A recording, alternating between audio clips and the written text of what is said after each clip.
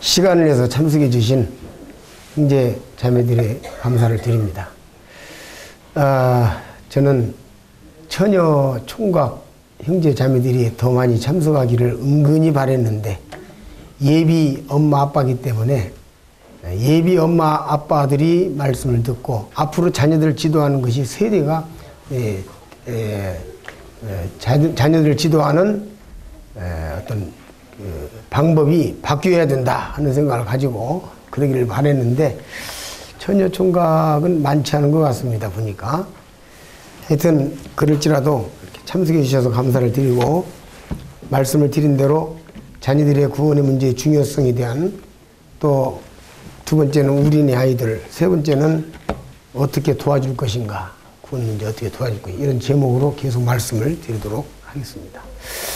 예, 제가 그 아이들 전도에 무슨 전문가도 아니고 전문가라고 생각하지도 않고 또 그럴 만한 사람도 아니라고 생각을 합니다만은 수년간, 수십 년간 아이들 문제를 놓고 씨름하면서 전도하고 기도하다 보니까 아이들에 대해 전도에 대해서 여러 가지 경험과 또 견해가 생기고 경험이 생기고 그래서 좀 이런 걸 나눴으면 좋겠다 하고 기도하던 차에 작년에 여름에 이걸 어떻게 나눌까? 저는 이렇게 세미나 생각은 안 하고요.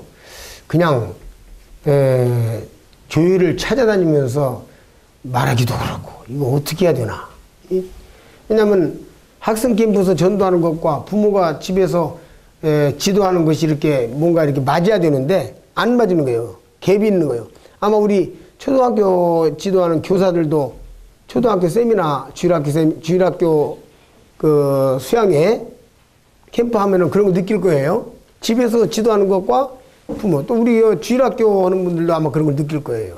그래서 이 부모와 어떤 면에서 콤비네이션이 돼야 되는데 그런 것이 되지 못함으로 인한 어떤 불협화음 이런 것들이 실제로 우리 가운데서 많은 어려움이 됐다 하는 것들을 이제 어렴풋이나마 분석하게 되고 보게 되므로 그래서 어떻게 할 것인가. 그런데 작년 여름에 갑자기 야 토요일 날 그 일일 세미나도 그 허드만 일일 세미나를 열면 좋지 않을까 이렇게 생각이 들어서 기도하던 중에 금년 1월 달에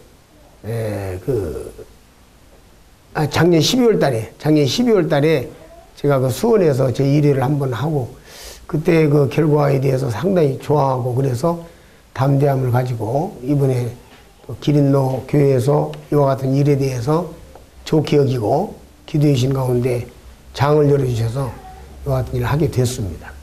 아까도 말씀드린 대로 제가 무슨 학생에 대해서 뭐 통한 사람도 아니고 대단한 사람도 아닙니다만은 그래도 경험을 통해서 또 깨달은 만큼 나누어서 상호 유익되기를 바라는 심정 그것 외에 다름이 없습니다. 그러므로 같이 즐거운 시간이 될 수 있기를 바랍니다. 이제 첫 번째 시간으로는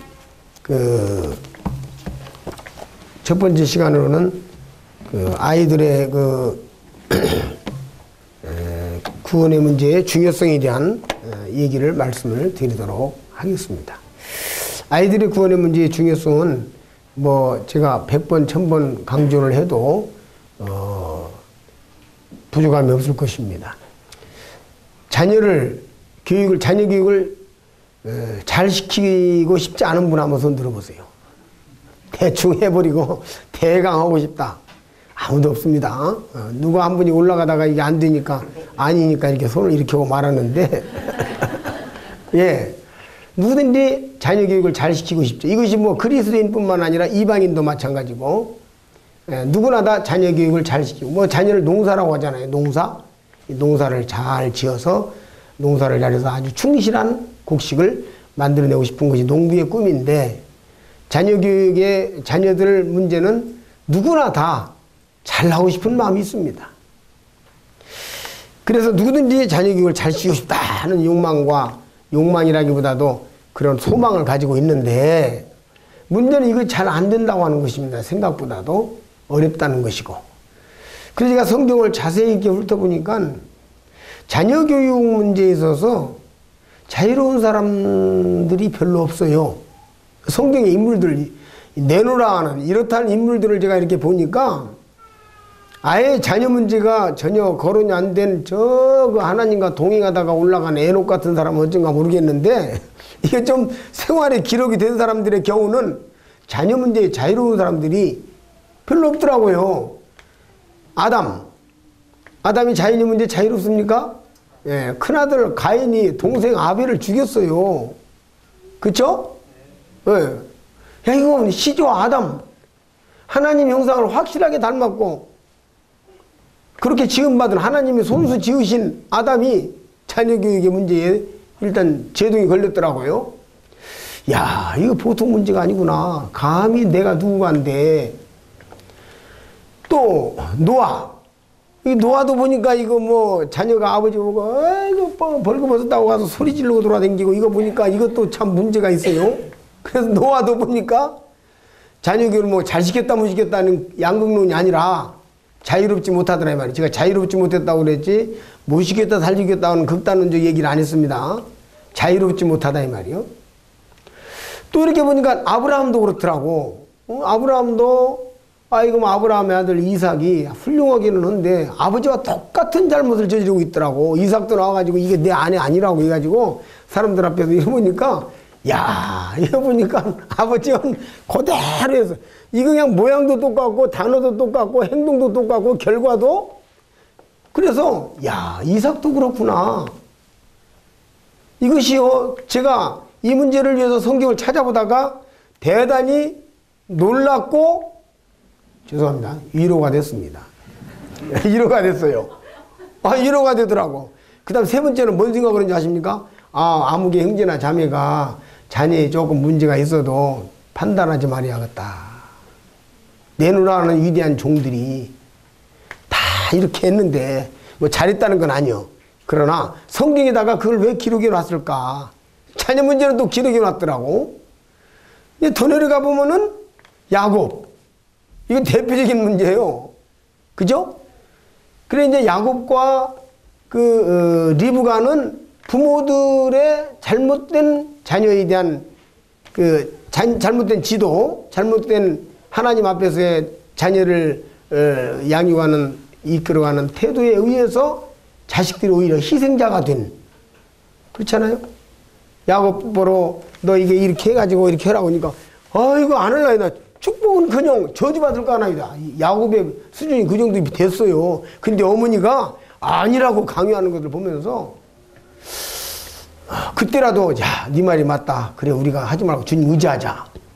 그래야거든요. 리브가가 네 말이 맞다. 내가 하나님이 보시는데 이게 뭔 꼼수냐. 이렇게 했어야 되는데 그 저주는 내가 받는다고 그러고 그래가지고는 리브가는 그날 이후 그 헤어지고 난 뒤에 잠깐 노가 풀리기까지만 있으라 그랬는데 죽을 때까지 얼굴 못 보고 말잖아요. 그 자식. 두렵죠? 죽을 때까지 그 얼굴 못 보고 말잖아요. 끝내. 그래, 그런 것들을 보죠. 엘리. 뭐 우리가 대표적인 케이스잖아요. 사무엘상 1장 이렇게 쭉 보면 엘리가 나오지 않습니까? 뭐 이것은 자녀 문제 이야기할 때마다 나오고 아주 극단적인 경우로 거론되고 있습니다. 자, 천하의 다윗.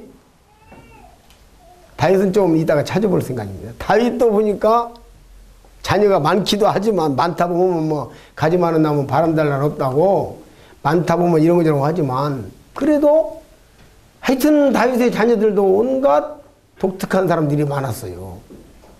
근데 그것이 다윗의 자녀에 대한 잘못으로 말미암은 것이 있기 때문에 좀 이따 살펴볼 거예요. 그 다음에 이제 성경에서 아주 추앙받는 인물 중에 하나가 사무엘이지 않습니까? 출생부터가 기이하고 놀랍잖아요. 또 하나님의 축복 속에서 기도응답으로 말미암아 독특한 기도응답으로 말미암아 또 독특한 방법으로 말미암아 태어났던 그 사무엘이 또 실패를 하잖아요. 자녀 문제에 있어서 자유롭지 못해요. 그걸 한번 이제 말씀을 찾아보면서 보죠. 사무엘상 8장이 나옵니다.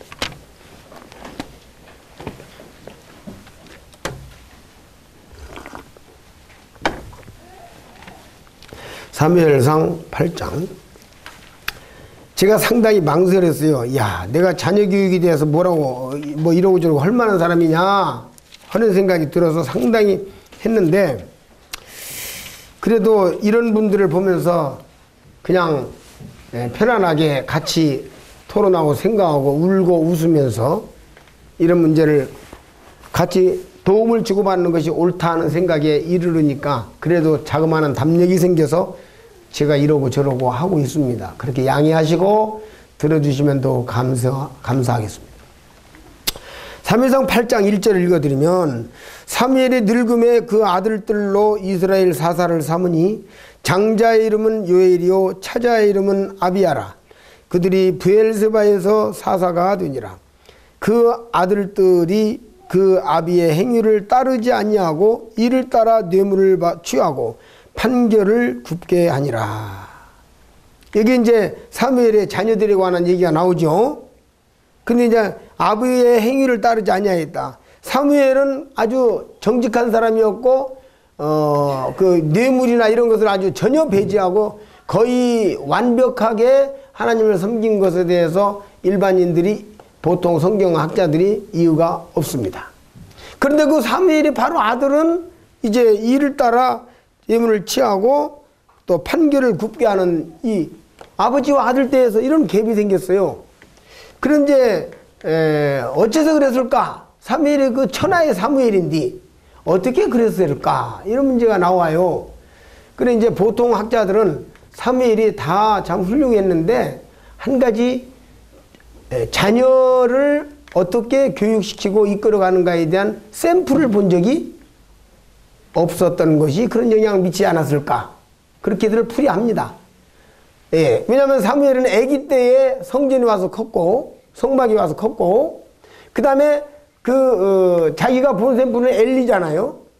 그 엘리는 자녀 교육에 결정적으로 실패한 사람이지 않습니까? 그것이 결국 사무엘로 하여금 자녀 문제에 있어서는 어떤 샘플을 본 적이 없다. 그렇다고 한다면 한국 모임에서 이제 우리가 자녀들 교육 문제, 특히 자녀들의 구원 문제에 있어서는 지금 우리 시대가 샘플을 본 적이 없어요. 제가 한국 모임에서 결혼하고 1세대, 내 위에 1세대들은 결혼한 상태에서 구원받은 사람들이 태반입니다. 그 다음에 저의 그룹 정도가 이제 주님 안에서 구원받고 결혼해서 1세대 자녀를 낳은 세대입니다. 그러니까 자녀들을 복음적으로 잘 지원하는 문제에 있어서 저 자신도 샘플을 본 적이 없단 말이에요. 무슨 말인지 아시겠죠? 복음으로 이끌어주는 문제에서. 그래서 사무엘이 만약에 그 어떤 지도하는 것에 대한, 자녀들을 영적으로 지도하는 문제에 대한 샘플을 본 적이 없어서 이런 문제가 왔다 한다면, 우리들도 지금 우리들의 샘플을 보지 못해서 많은 시행착오가 있었다고 봐야 되고, 그러면 이제 우리쯤에 와가지고, 저도 이제 시행착오를 겪은 사람이고, 또 내가 자녀들을 참 겪은 사람이고, 내 자녀를 그렇게 했고, 그 다음에 내가 이제 다음 세대를 내다보고 있으니까, 이런 정도에서 그러면 내가 앞으로 우리 시대에서 내 밑으로 내려가는 이 세대들은, 우리 밑으로 들어가는 세대들은 자녀들을 정말 성서적인 방법으로 좀 더 안전하게, 좀 더 좋은 길로 찾아서 아이들을 잘 이끌어가는 이와 같은 풍토가 만들어져야 되지 않을까, 이렇게 생각이 되는 것이에요. 이해가 되십니까? 제가 좀 말을 좀 어렵게 했을지라도 좋게 알아들으시기를 바랍니다. 한 가정의 문제가 사무엘이 샘플을 못 봐서 그랬다고 하는 것이 사실이라면, 오늘날 우리들이 이제는 저의 어떤 우리들 시대의 자녀 교육 문제를 이렇게 했는데 이게 아니더라, 이제 이후로는 이렇게 할 것 같다, 저는 또 학생들을 도와주는 과정에서 발견된 문제점들을 같이 이렇게 보합해 가면서 이제는 앞으로 아름다운 풍토를 만들어 가야 할 것이다. 나중에 언급하겠습니다만, 서양 쪽에서는 교회가 오래되다 보니까 이런 것들이 저우다마 시행착오가 있었을 거예요.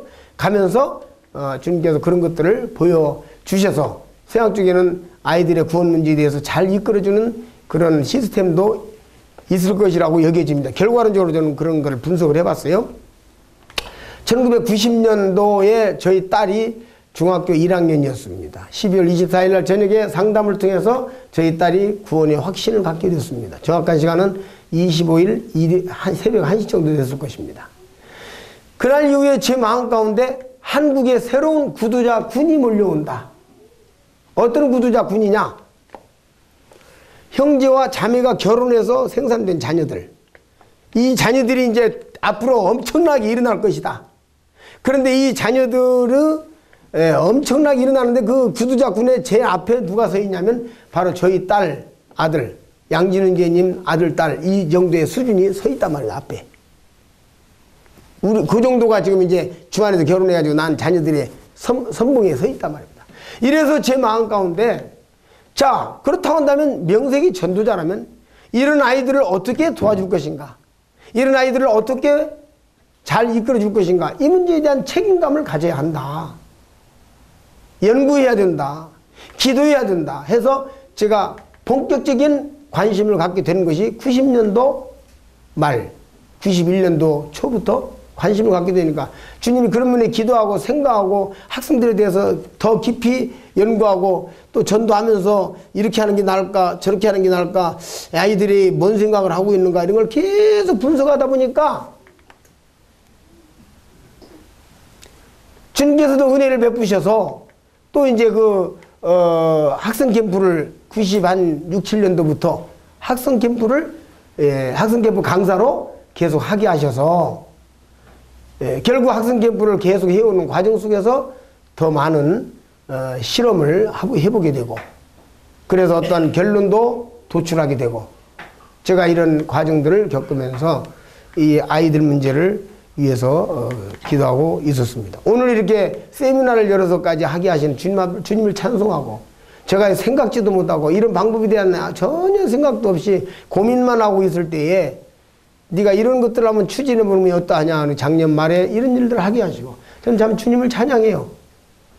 거의 제가 앞으로 어떻게 이거 방법을 어떻게 할 것인가 문제를 제가 별로 생각을 잘 안 합니다. 모든 면에서. 근데 하나님은 저의 앞길에 이렇게 길들을 이끌어 주심을 생각할 때 참으로 주님 앞에 감사를 드릴 수밖에 없어요. 그래서 이제 이 사무엘에 관해서 그러면 사무엘이 그 위에 샘플을 못 받기 때문에 아이들의 문제를 제대로 가르치지 못했을 것이다 라고 하는 추측을 통해서 이제 사무엘이 좀 더 생각을 많이 했더라면 반대급부로 엘리는 이랬으니까 나는 이렇게 해야 되겠다. 그죠? 이런 반대급부로 많이 연구를 하고 생각을 했더라면 어땠을까? 이런 것들을 생각해 볼 수 있잖아요.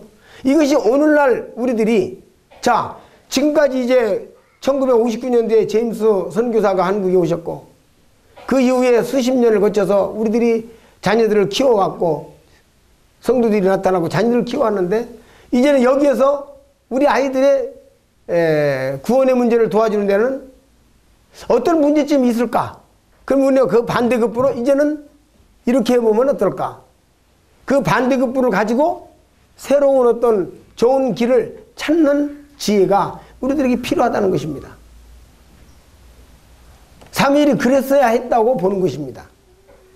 그런 관점에서 생각할 때 우리는 역사를 통해서 교훈을 받는 것이 필요하다. 역사를 통해서 교훈을 얻지 못하는 사람은 그런 나라는 소망이 없습니다. 소망이 없어요. 그런데 학자들은 이야기하기를 인간이 역사를 통해서 교훈을 가장 받지 않는다 그랬어요. 역사가 현실에 영향을 미치는 우리나라의 현실이 지금 우리나라에 나타나는 모든 현실이 과거 역사를 쭉 훑어보면 그대로 나옵니다. 그런데도 똑같은 역사가 잘못된 것이 반복이 되는 거예요. 우리 그리스도인이 그래서는 안 되는 것이에요. 제가 말하고자 하는 것이 그겁니다. 저 자신이 얼마큼 이런 면은 이렇지 않느냐는 분석을 했다고 한다면 여기 계신 모든 분들도 앞으로 더 저가 깨닫고 말씀드린 것에 더 첨가해서 깨달아서 분석을 해서 시행착오를 갖지 말고 아이들을 잘 이끌어 주어서 우리네 아이들이 고생하지 않고 고민하지 않고 고통당하지 않게 저들을 이끌어 줘야 될 책임과 의무가 우리에게 있다는 것입니다. 이제 사무엘에 관한 얘기를 좀 살펴보았고요. 다윗에 관한 얘기도 한번 조금 짚어보겠습니다. 사무엘상 1장 왕상 열왕기상 1장 5절 보시겠습니다.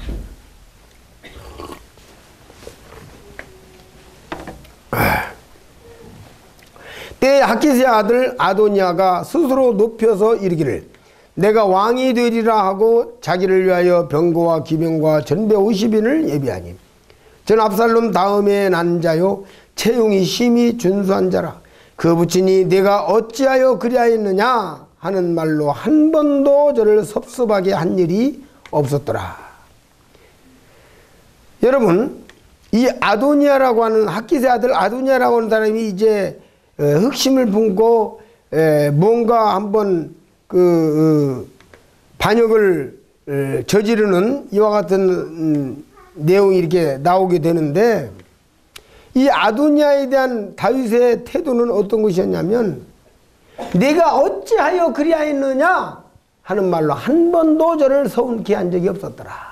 그 결과 아도니아는 반기를 들었고 다윗의 교육법이 이랬기 때문에 다윗의 자식들 중에서 압살롬도 다윗을 향하여 반기를 들어서 아버지를 죽이려고 해서 형편이 되었으면 죽였을 것입니다. 그렇죠? 압살롬은 죽이려고 했는데 못 죽인 거예요. 아버지를 죽이려고 했는데 못 죽인 겁니다. 네. 이런 것들의 결과는 뭐냐면 네가 어찌하여 그리하였느냐 어찌하여 그리하였느냐 이 단어를 파이듀오라고 합니다. 파이듀오. 이 단어는 무슨 단어냐면 파이듀오라고 하는 이 단어는 맷때리다, 때리다, 징계하다는 뜻입니다. 채찍질하다 그 말이에요. 그러니까 교육은 카테케오라는 단어가 교육입니다. 지식적으로 배우는 걸 이야기하는 거예요. 이것이 맞다 저것이 맞다 이렇게 배우는 것을 카테케오라고 합니다. 배우는 거예요. 그런데 양육이라는 단어는 파이디오라고 합니다. 맷때리다 채찍질하다 그만. 그래서 예수님이 십자가에 지고 갈 때에 채찍으로 예수님을 때리잖아요. 그 채찍으로 때리다 할 때 파이디오라는 단어를 썼습니다. 그럼 예수님께서 무슨 양육을 받았겠습니까? 맞습니다. 예수님은 십자가를 끝까지 참음으로 채찍에 맞음으로 말미암아 완전해지셨습니다. 히브리서 3장이 나옵니까? 4장이 나옵니까? 저가 순종을 배워서 온전케 되었은즉 그랬죠. 그래서 주님이 십자가를 지고 골고다를 가면서 끝까지 참고 채찍을 참고 두들기 맞으면서 참아가는 과정은 하나님께서 그리스도를 완전케 하는 과정이었다는 것입니다. 그게 양육이라는 단어예요. 그러니까 너 형제 너 왜 그랬어? 자매 너 왜 그랬어? 여러분들은 오늘 이 말씀 듣고 난 뒤에 누군가가 여러분에게 자매 왜 그렇게 하는 거야? 집회 시간을 중요시 해야지. 집회 시간에 어문 짓을 하고 그러면 안 되지. 이렇게 누군가 말한다면 섭섭하게 생각하지 말고 하나님이 나를 양육하시는구나 이렇게 받아들이면 여러분은 큰 겁니다. 근데 대부분 징계가 당시에는 즐거워 보이지 않고 슬퍼 보이거든요. 징계라고 하는 단어가 이게 파이듀오라는 단어입니다. 징계. 파이듀오예요. 그러니까 막 책망하고 채찍질하면은 당시에는 즐거워 보이지 않거든. 슬퍼 보이거든. 섭섭하거든. 그러나 그것을 많이 받은 사람이 나중에 커지는 거예요. 물론 격려와 징계를 병행해야 되겠지만은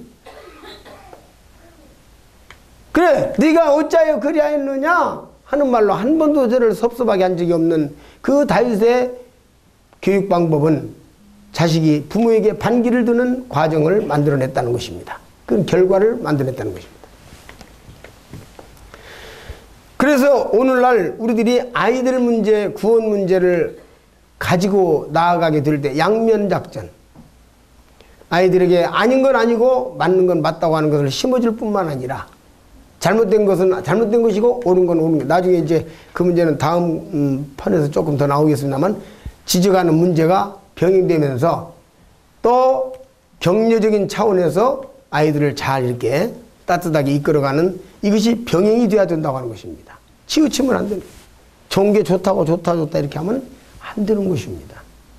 오늘날 늦둥이를 둔 부모들에게서 좋은 게 좋다는 것이 지금 많이 나타나고 있는데 제가 심히 우려를 가지고 있습니다. 그래서 이제 다윗의 경우를 봤는데 우리가 이제 지금 이 시간이 자녀들의 구원 문제의 중요성 이렇게 말하고 있기 때문에 그 문제를 좀 더 본다면 디모데 후서 1장 4절을 또 한번 찾아보시도록 하겠습니다.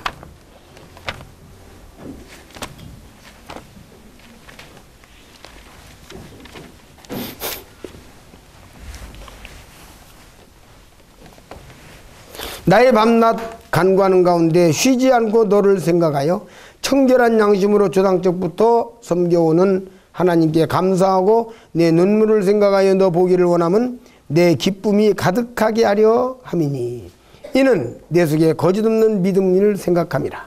이 믿음은 내 외조모 로이스와 내 어머니 유니게 속에 있더니 내 속에도 있는 줄을 확신하노라. 바울은 일반적으로 바울의 후기자가 누구냐라고 말할 때에는 디모데를 꼽습니다. 동의하실 거예요. 또 후기자를 더한 사람 첨가한다면 마가를 생각하게 됩니다.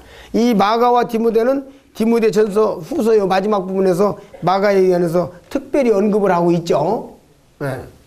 그래서 마가는 그런데 이제 디모데와 마가가 바울의 후계자라는 뭐 꼭 이게 후계자다 이렇게 뭐 교리적으로 말하기는 어려워요. 그럼에도 불구하고 바울이 이제 마지막 유언을 쓰면서 디모데에게 그 자기의 사역의 모든 것들을 부탁하고 이야기했다는 그 자체가 이제 후계자적인 의미로 우리가 받아들이게 되고, 그 다음에 거기에서 또 마가를 언급. 마가는 바울과의 어떤 사정기로 특별한 관계가 있었지 않습니까? 마가 때문에 그 바울과 바나바가 다투고 이런 상황도 있었고 갈라서는 상황도 있었지 않습니까? 이래서 이제 자기가 마지막 서신을 쓰면서 죽어가면서 이 바울은 디모데와 마가를 언급했다고 하는 것은 후계자적인 의미에서 우리가 꼽아볼 수 있습니다. 근데 이 두 사람이 다 믿는 가정에서 일으킴을 받은 사람이었다는데 주목하시길 바랍니다. 마가의 다락방에서, 마가는 그 제자들보다는 나이가 지금 아주 소년입니다. 유년이라고 봤어야 됩니다. 그때가 유년. 제자들이 뭐 한 40 먹었으면 한 30 정도 이렇게, 베드로가 한 30살 이 정도에 마가는 한 19살 이렇게 먹은 사람이었다고, 이제 정확한 건 아닙니다만 그렇게 추측을 해볼 수 있는 사람이 마가입니다.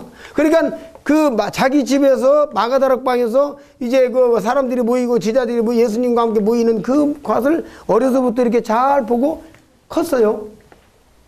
그래서 결국은 그가 중간에 부잣집 애기의 특성이 뭡니까? 조금 이렇게 두려워하고 무서워하고 이래가지고 좀 담력이 약하고, 그래가지고는 그쪽에 막 일설에 의하면 제가 뭡니까 그 대목을, 사도행전 그 대목을 이렇게 뭡니까 잘 이렇게 해설해 놓은 이런 어떤 그 설교집이 아니고 책자 이렇게 보니까, 어떤 그 해석의 내용을 보니까 그쪽에 굉장히 맹수가 들끓고 위험지역이었대요. 그래서 아이고 나 간다고 예루살렘으로 도망가가지고 세상에 티목에서 하나가 빠져버리면 어쩌란 말이냐고 하면서 속이 상했던 그런 바울이었는데, 그가 참 그런 모든 것을 딛고 일어나서 담대하게 하나님을 섬기고, 지금 이때 아시아에 있는 모든 사람이 나를 버린 이 일을 내가 안 하니, 이렇게 하는 장면 속에서 또 내가 처음 복음을 명령할 때 나와 함께 하던 자가 하나도 없고, 이 디모데후서에 나오는 말씀이잖아요. 그런 속에서 마가의 믿음을 높이 사고 마가를 갖다가 언급했던 이 장면, 한번 디모데후서에 저 뒤에 가서 보시겠습니다. 마가에 대해서 언급한 장면.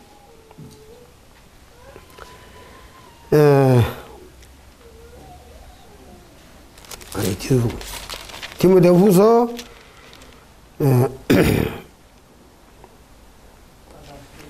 4장 11절 한번 보시겠습니다. 누가만 나와 함께 있느니라. 네가 올 때에 마가를 데리고 오라. 저가 나의 일에 유익하니라. 이 상당히 중요한 말씀이죠. 이렇게 되었다고 하는 것은 마가가 비록 중간에 흔들리고 어려운 건 있었지만 그 뿌리가 아주 깊숙하고 좋았다고 하는 것입니다. 그 뿌리는 어디로부터 왔습니까? 어려서부터 체계적인 교육을 받고 컸다고 하는 그런 장점이 있는 것입니다. 그런 면에서 볼 때 지금 우리가 아이들 전도 어떻게 도와줄 것인가, 마가와 디모데를 볼 때 이 문제는 굉장히 중요하고, 한국 모임 미래에 상당한 중요한 부분이 지금 이 세미나다. 중요하게 영향을 미칠 수 있는 부분이 세미나다. 이렇게 생각이 되는 것이에요. 어차피 앞으로 모임의 미래에 지도자들은 지금 이 시대에 주님을 신실하게 섬긴 형제 자매들의 자녀들 속에서 나올 수밖에 없고 나올 것입니다. 차세대 지도자들이. 그런 관점에서 이 세미나는 상당히 중요한 세미나다라는 생각을 정확 가운데 갖는 것입니다. 제가 이제 호주에 갔더니요, 호주의 교회 그 형제님이 누구죠? 그 이강일 형제님이 이제 여기 유학 온 형제자매들을 다 이렇게 데리고 이제 같이 이렇게 주님 섬기는데, 그 형제 하나가 거기 섬기는 형제 하나 그러더라고. 여기 와보고 계속 내가 보니까 그래도 한국에서 신실하게 하나님을 섬기는 일꾼들이나 성도들의 자녀들이 여기 와서도 다 리더로서 한다는 것이에요. 어쩔 수가 없다는 거예요. 본 것이 그거고 배운 것이 그거라. 이런 말을 저한테 이렇게 해준 어떤 형제님의 얘기를 들어본 적이 있어요. 제가 또 가서 눈으로 본바도 그러더라고. 그래도 그들 중에 뭐 기타를 치고 하면서 뭐 아이도 모아놓고 뭐 있었고 하는 사람들은 보니까 예래 보니까 다 알만한 형제자매들의 자녀들이야. 그게 어쩔 수 없는 거예요. 네. 어쩔 수 없는 것이에요.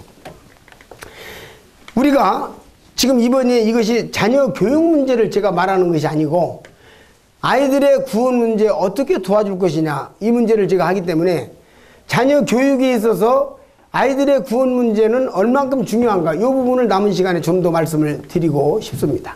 말씀을 좀 더 찾아보도록 하겠습니다. 로마서 16장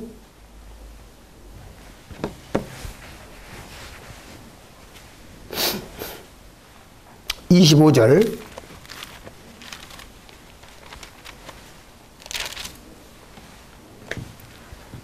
나의 복음과 예수 그리스도를 전파함은 영세전부터 감추었다가 이제는 나타내신 바 되었으며 영원하신 하나님의 명을 조차 선지자들의 글로 말미암아 모든 민족으로 믿어 순종케 하시려고 알게 하신 바 그 비밀의 계시를 쫓아 된 것이니 이 복음으로 너희를 등이 견고케 하실 지혜로우신 하나님께 예수 그리스도로 말미암아 영광이 세세 무궁토록 있을지어다. 아멘.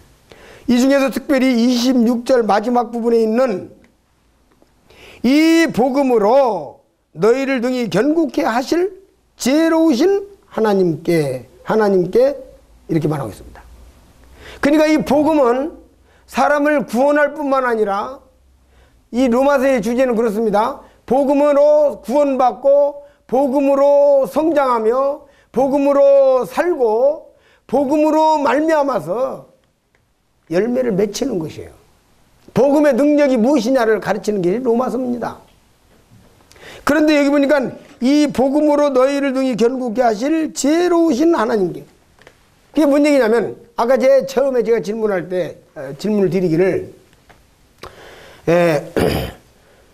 그 자녀 교육을 잘못 시키고 싶은 사람 손 들어보세요. 아무도 들지 않았습니다. 뭐 중간에 들다 만 사람 하나 있었다고 했지만 안 들었어요. 그러면 자녀를 똑바로 교육을 시켜야 되겠다고 하는 생각을 가진 우리로서는 제1단계 가장 기본이 뭐냐면 그 마음속에 그 심장 속에 복음을 심는 문제다 그 말이에요. 복음을 콱 심어야 된다. 복음이 시키면 마음에 복음이 심어지면 성공한 거예요. 복음을 심지 못하면 안 되는 것이에요. 이 로마서는 복음의 능력을 얘기하고 있습니다. 복음으로 말미암아 내가 지옥에서 천국으로 구원받습니다.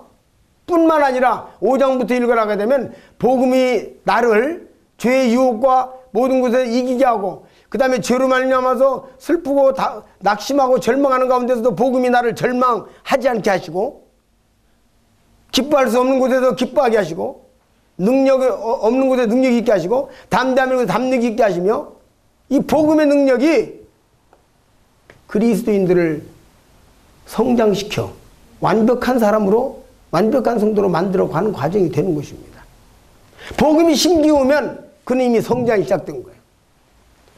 구체적으로 말하자면 어떤 거냐면 예를 들어서 어떤 A라는 성도의 자녀가 있습니다. 그가 참 어렸을 때부터 성경 말씀을 이렇게 잘 했는데 어느 정도 지나가다가 아이가 뭐 고등학교, 대학교 내지는 그 더 가면서 격길로 나갔을지라도 그가 실질적으로 그 복음이 강하게 그 심장에 박혀 있으면 그 복음 때문에 복음이 작용을 해서 복음이 운동을 해서 돌아오게 되는 것이에요. 제가 완벽하게는 모르지만 찰리 엘로트라고 하는 근죄에 빠진 날 위에 그 찬송이 있죠. 그 찬송을 찰리 엘로트라고 하는 분이 만들었어요. 자매, 여자입니다. 자매. 그가 복음이 박혀있는, 복음을 가지고 있지만 세상이 좋아서 세상으로 나가서 그날 자기 어머니 아버지 자기 부모나 뭐 지인들이 전도 집회를 한다는 걸 알면서도 그는 세상에 춤을 추러 나가서 춤을 추고 술집에서 춤을 추고 놀다가 그 가슴에 복음이 네가 이곳에 있을 사람이 아니다. 왜 네가 이곳에서 춤을 추고 있느냐.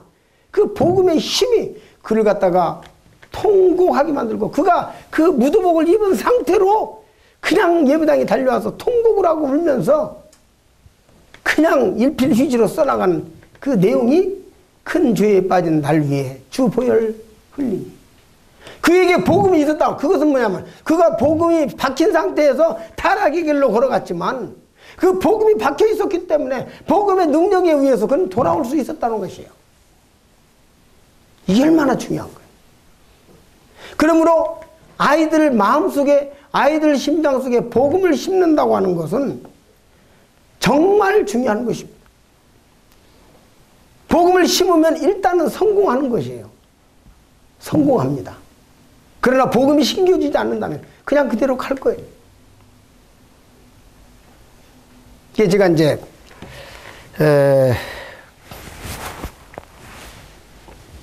성도의 자녀인데 곁길로 간 사람들을 전도를 여러 사람 해봤어요. 복음이 탁 심기어 있으니까 세상으로 가서 지죽박죽 뒤범벅으로 살아도 복음이 심기어 있으니까 돌아오게 되더만요. 저기 경기도 어디 가가지고 26살인가 되는 총각을 만나는데 그 아버지가 이제 모임에서 뭐 전임 일을 하거나 전심하거나 그 장로일까지는 안 해도 장로에 준하는 아주 신실한 형제였어요. 근데 그 지금 고등학교 3학년 때까지 범생이었어. 암송대 1등하고 아주 잘했어. 근데 대학교를 안 갔어요. 그냥 고등학교 졸업과 동시에 교회도 졸업을 해버렸어. 지금 26이니까 한 7, 8년 이상 지난 거죠. 고등학교 3학년 몇 살인가? 그러면 지금 한 7년 이상 된 거, 7년 남짓 된 거죠. 제가 갔을 때 머리는 노란색으로 볶아가지고 밤새도록 나이트클럽에 가서 신나게 춤추고 춤추면 아무리 육신이 젊어도 피곤하죠. 피곤하니까 골아 떨어진 거예요. 그래서 대낮 그때가 한 11시쯤 그 집에 들어가서 난 처음 보는 청년인데 가니까 누워 자고 있는데 이불을 확 걷고 일어나! 그러니까 일어났어요. 이 자다가 쳐다보는 거예요. 일어나! 그래서 제가 그랬어요. 너 내 딸이 29이야. 내 자식 같으니까 하는 말인데 너 나하고 30분만 이야기하자. 내가 30분 이상 넘어가지 않을 것이다. 들어. 그랬더니 쳐다보고 있는 거예요. 그래서 인생론을 30분간 이야기했습니다. 너 나이 26이면 장가도 가야 되고 또 직업도 평생 직업을 찾아야 되고 너 이제 뭔가 인생이 30을 바라보는 나이에서 네가 이래 살아서 되겠느냐? 하면서 인생 훈계를 28분간 하고 자 2분 남았다. 나는 네가 무엇이 문제인지를 알아. 생각하고 왔어. 그러니 네가 원하면 내가 이야기를 들려줄 것이고 원치 않냐면 갈 거다. 약속대로. 자 말해봐. 그랬더니 말씀해 주세요 그러더라고. 그래서 네가 하라고 그랬어. 이래가지고 한 1시간 정도를 교제를 하는데 다른 얘기보다도 그 마음속에 복음을 박혀 있는데 복음을 가지고 있는데 구원에 대한 오해 때문에 내가 이거 구원 받은 건지 안 받은 건지, 믿는 건지 안 믿는 건지, 이 본질의 문제가 아니고, 무슨 말인지 알겠죠? 본질의 문제가 아니고, 하나님 존재에 관한 문제가 아니고, 십자가에 대한 어떤 문제에 대한 의심이 아니고, 요 부수적인 문제예요. 제가 알죠. 이제 그렇게 생각하고, 그가 복음이 안 바뀌었으면 이런 문제를 이야기할 때 겉돌 것이고, 복음이 바뀌었으면 내가 이런 방해되는 문제를 해결하면 살아날 것이다. 저는 이 두 가지로 본 거예요. 그래서 복음이 바뀌었을 것으로 예상하고 지역적인 문제들을 풀어 주니까 아이가 확 살아난 거예요. 야, 구원 받았냐 안 받았냐? 받았습니다. 지금은 어디 가냐? 천국 갑니다. 일주일 전에 죽었으면 어디 갔냐? 지옥 갔습니다. 잘 되었다. 이제 천국 가게 됐으니까 정말 진짜로 가서 춤추고 놀아도 되겠다. 해방되었다. 구원 땄으니까. 그래가지고 야, 머리 좀 더 볶아라. 빨주노 쪽 하나 싹 볶아. 그리고 옷도 좀 요라는 거 하나 사 입어. 너 돈 없냐? 그리고 오늘 저녁에 더 가서 신나게 구원받은 기념으로 춤추고 놀아라. 오늘 저녁에 올 필요도 없고 다음 주일날 나올 것도 없고 이제는 구원받았으니까 네 맘대로 살아. 그리고 탁 일어서면서 한마디 했어요. 단 양심의 명령에 따라서 살거라. 그리고 왔어요. 석 달 뒤에 그 모임 형제한테서 전화가 왔어요. 얘가 변했다는 거예요. 머리 다 고치고 이제는 춤추러 갈 생각도 안 하고, 그러고 나서 몇 년 뒤에 소식을 들으니까 침례받고 지금은 주님을 잘 섬기고 장가도 간 것 같아요. 보니까 주님 안에서 그 안에 복음이 있기 때문에, 복음이 심겨졌기 때문에 언젠가는 내가 돌아가야 되는데 괴로우니까 더 신나게 춤추는 거야. 제가 그런 걸 많이 봤어요. 복음이 심겨져 있기 때문에 그에 소망이 있는 거예요. 여러분 정말 이 아이들의 문제에 있어서 정확한 복음이 그 심장에 박히게 된다고 하는 거예요. 이건 일단 복음이 박히면 성공하는 것입니다. 무조건 성공하는 거예요. 왜냐? 복음은 살아있기 때문에, 복음은 능력이 있기 때문에. 아이들을, 그러니까 자녀들의 교육 문제가 엄청나게 중요하기 때문에 그 출발점이 뭐냐면 아이들 심장에 확실하게 복음을 심는 것입니다. 그래서 낙심하지 말고 복음을 심어야 될 필요가 있습니다. 아이들이 때에 따라서 이해를 잘 못하고 엉뚱한 행동을 하고, 그 여러 가지가 있어요. 하나님에 대한, 하나님 자체에 대한 반항적인 것이 아니면 거의 그런 경우는 없습니다. 반항적인 거 별로 없고, 대부분이 어떤 것입니까? 잘 안 되니까. 이것도 나도 구원 받으려 해도 잘 안 되고, 그 문제 지금 내가 다음 시간 그 다음에 다룰 건데, 구원 받으려 해도 잘 안 되고, 아마 하나님 나라 선택을 안 했는가 봐. 구원 받으려 해도 잘 안 되고 믿으려고도 잘 안 되니까 그럴 바에 막 그냥 나가서 살자. 그런데 이제 복음의 능력은 그렇게 나가서 그냥 마음대로 살자고 튀어나가지만은, 그럼에도 불구하고 아이들 마음속에는 언젠가는 내가 하나님한테 돌아가야 된다 하는 이 복음의 능력이, 복음이 나를 잡고 있는 거예요. 그래서 이제 복음을 심으면 성공한다는 것이고, 두 번째는 그러므로 우리는 낙심하지 말고 복음의 능력을 믿어라, 이렇게 말씀드리고 싶은 거예요. 복음의 능력을 믿어라. 기본적으로 여러분과 제가 복음의 능력을 믿어라. 이 말은 대단히 중요합니다.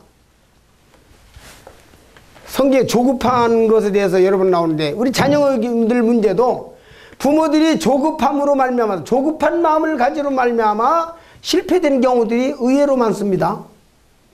여러분과 제가 복음의 능력을 믿어야 돼요.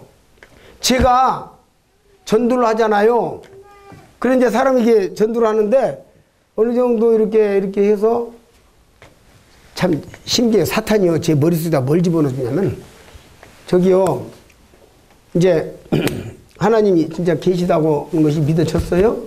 네. 지옥이 있다는 것도 마음에 믿어졌어요? 네. 천국이 있다는 것도, 아니 그러면 오늘 들어보니까 알겠네요. 오늘 들어보니까 알겠네요. 그래서 내가 여기서 내가 갈등을 해요. 복음을 여기서 전할까, 좀 더 놔둘까 생각을 하는데, 내가 이 복음을, 예수님이 당신 죄를 다 십자가에서 용서해 주셨어요. 이거 믿으면 천국 가니까 모든 죄가 다 용서됐습니다. 이 이야기를 해주는데, 여기서 사탄이 뭐라고 하냐면, 이 이야기 해준다고 이 사람이 뭐 달라지겠는가, 이런 말을 자꾸 넣으려고 하는 거예요. 그런데 나는 담담하게 그냥 복음을 전해놓고 이렇게 나와. 그런데 여기서 그래도 이 사람이 안 변할 것 같은데, 이런 말을 자꾸 넣으려고 하는 거예요, 사탄이. 오늘날까지도. 그런데 신기한 것은 그렇게 전해놓고 나왔어요. 돌아왔어요. 그런데 나중에 보면은요, 아이고, 교회에 나오고 싶다고 저 몇 시냐고 시간 물어봐가지고요, 가르쳐 줬어요. 그런 얘기가 들려오는 거야.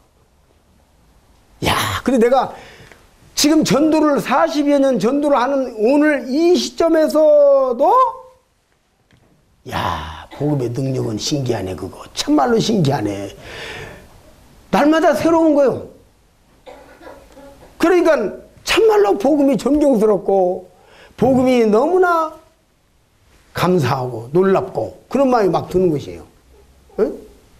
신기할 정도로 복음을 이렇게 전해놓으면 그 복음의 능력이 있어가지고는 맞았어요. 죄 다 용서됐기 때문에 이제 걱정 말고 이거 믿는 자는 천국 가는 게 믿을 거야 안 믿을 거야? 믿어요. 근데 이 사람이 변할까? 변할까? 그런 그 반신반의가 자꾸 생기려고 그래요. 그런데 신기한 것은 복음의 능력이 나타나는 거예요. 복음에는 하나님의 의가 나타나는 거예요. 있는 대로 복음의 능력이 나타나는 거예요. 복음의 사역이 나타나는 거예요. 복음의 역사가 나타나는 거예요. 하나님의 교회의 사역은 복음의 사역부터 시작되는 것입니다.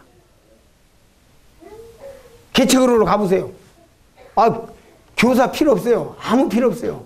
일단 구원을 받아서 영혼이 구원받은 사람이 있어야 그 다음에 교사가 필요한 거예요. 그죠? 복음부터 시작되는 거예요. 복음이 전한다는, 복음의 은사라는 게 그만큼 중요한 거예요. 전도자들 위해서 여러분 정말 기도하셔야 돼요. 그런 관점에서. 복음이 전해지지 않으면 교사가 무슨 소용이 있습니까? 죄인들에게 교회관을 가르치겠습니까?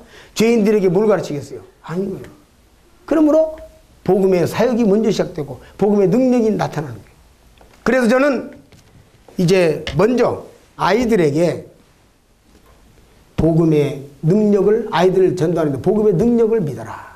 그럼 아이들에게 꾸준히 다방면에서 복음을 자꾸 심어주고 이해시키고 복음 안에서 복음의 그 감사와 복음의 위대함과 복음의 그 엄청남을 계속 이렇게 심어가는 과정, 이런 것들을 통해서 내가 아이들에 대해서 교육에 자신도 없고 내가 아이들의 미래를 책임질 능력도 없고 자신도 없고 여러 가지 다 부족하지만 내가 복음을 꽉 심어놓으면 아이들 심장에 복음이 바뀌면 혹시 앞으로 나아가다가 아이들이 좌우로 치우칠지라도 반드시 복음이 바로잡아 줄 것이다.